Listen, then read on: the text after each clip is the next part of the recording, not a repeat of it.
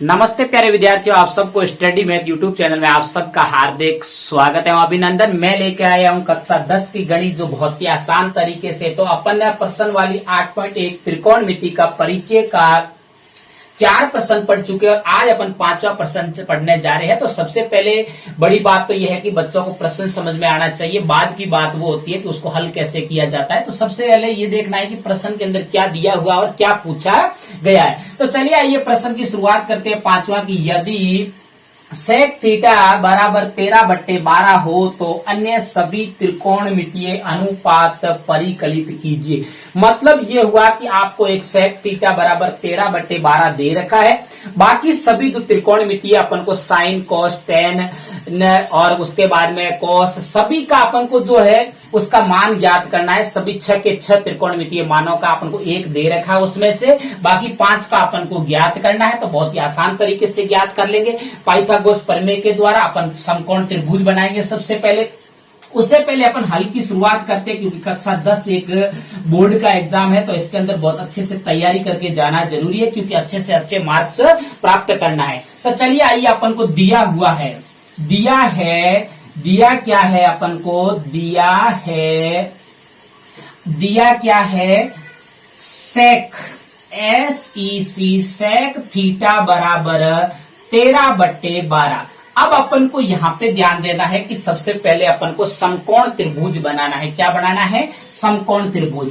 चलिए आइए, सबसे पहले अपन समकोण त्रिभुज बनाते हैं। ये समकोण त्रिभुज बना दिया, और समकोण त्रिभुज बनाने के बाद में अपन इसका नामकरण करेंगे। कोई नाम यहाँ पे दिया हुआ नहीं है, तो अपन अपनी मर्जी से ही नामकरण कर देंगे कि A, B और C। इसके अंदर एक कोण 90 डिग्री का है, और 90 डिग्री के सामने वाली भुजा हमेशा क्या कहलाती है? कर्ण कहलाती है। क्या कहलाती है? कर्ण कहलाती है।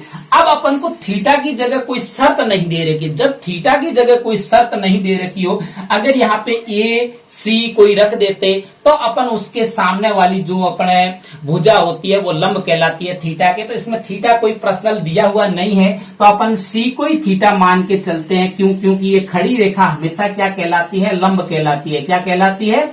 लंब। अगर सामान्य तौर पे अगर बात की जाए, तो अपने जो खड़ी रेखा होती है उसको लंब कहा जाता है, और लेटी हुई रेखा को हमेशा आधार कहा जाता है। क्या कहा जाता है? आधार। मुझे उम्मीद है कि आपको अच्छे से समझ में आ रहा है, क्योंकि अच्छे से समझना भी जरूरी है। अगर गणित में अच्छे से समझ के नहीं जाएंगे, रटना नहीं जाता, कभी भी गणित को रटा नहीं जाता। इसके अंदर हो सकता है उतना उसको समझो, क्योंकि गणित के अंदर जो बच्चा प्रयास करता है बार बार, वही आगे सफलता हासिल करता है। तो अपन को बार बार प्रयास करना है। अब अपन को इसके अंदर पता चल गया है कि जो 90 डिग्री के सामने वाली भुजा कर्ण और लेटी हुई भुजा, अगर सामान्य तौर पर अगर अपन को थीटा नहीं दे रखा है, तो अपन को इसको आधार मानना है और खड़ी रेखा को लंब मानना है।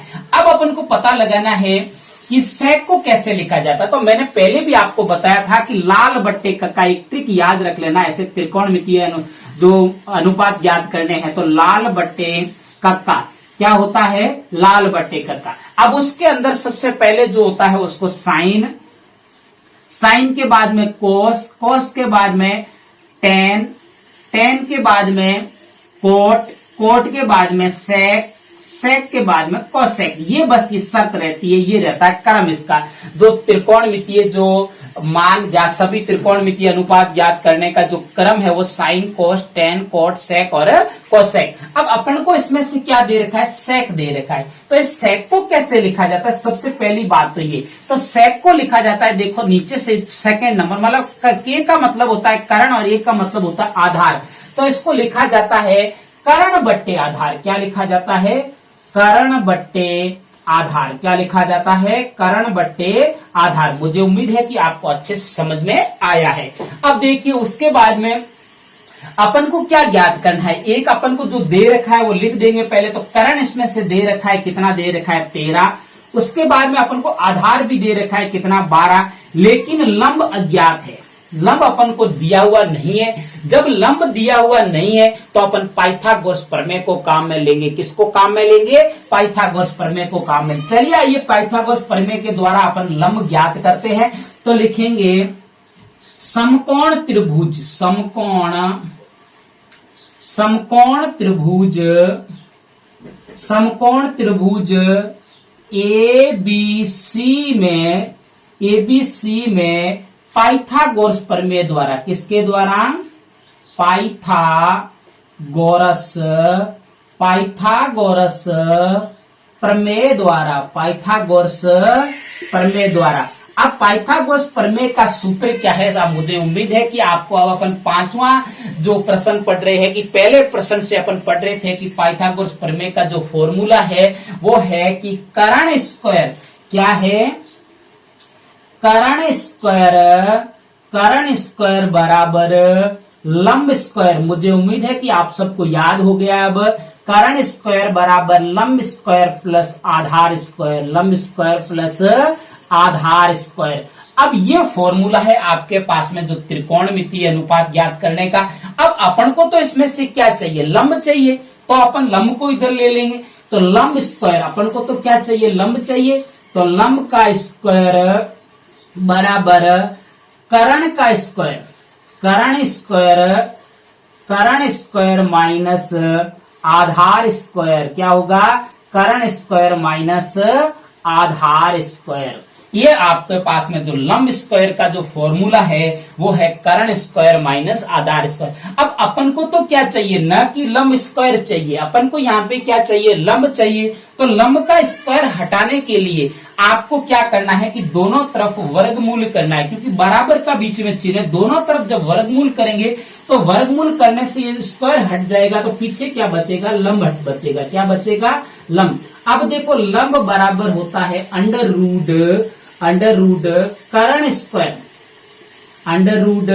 कर्ण स्क्वायर माइनस आधार स्क्वायर, कर्ण स्क्वायर माइनस आधार स्क्वायर।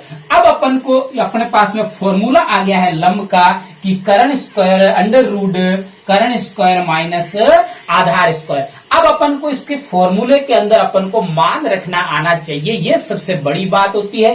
क्यों? आपको अपन को क्रम नहीं छोड़ना है। जो बच्चा गणित के अंदर आगे सोचता है ना कि आगे क्या होगा, वो कभी मत सोचो। ये सोचोगे उस दिन अपना आंसर गलत हो जाएगा।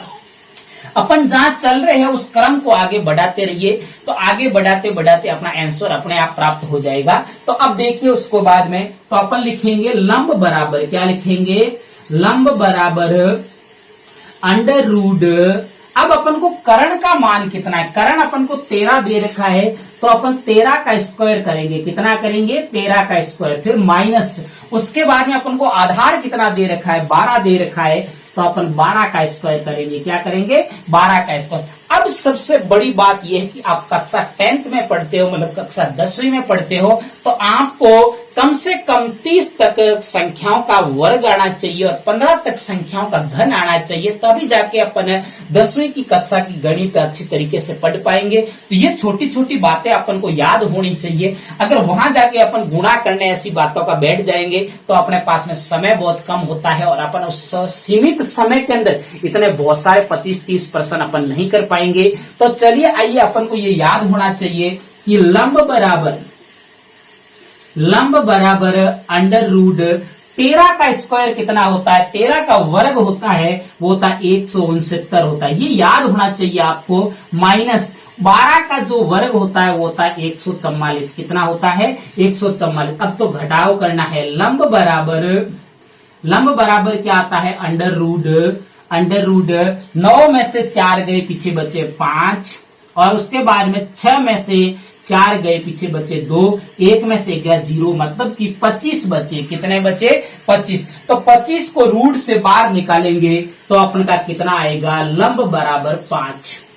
कितना आएगा? 5।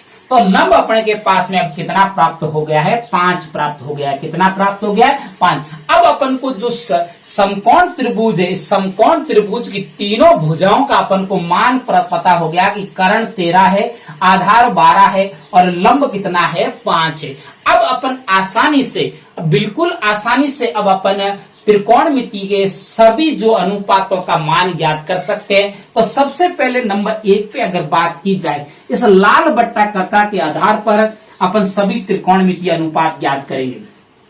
नंबर 1 पे आता है साइन थीटा। क्या आता है? Sine theta.